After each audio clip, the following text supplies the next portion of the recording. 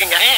அத தோசைக்கல்ல ஊத்தி அதுக்குன்னு வழக்கமா ஒரு விளக்கமாறு வச்சிருப்பீங்கல்ல? ஆமாங்க. அத அடிப்பக்கமா திருப்பி சரிங்க.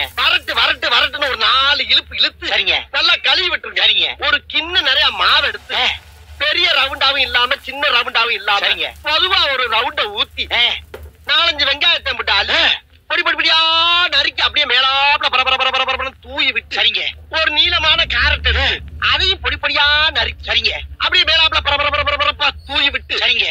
ஒரு 16 கரண்டி நெய் எடுத்து சரிங்க. அதுல 6 கரண்டி நெய்ய உள் சைடு அப்படியே லேசா விளாவி விட்டு சரிங்க. 10 கரண்டி நெய்ய தோசைக்கு வெளி சைடு அப்படியே மேலாப்ல விளாவி விட்டு சரிங்க.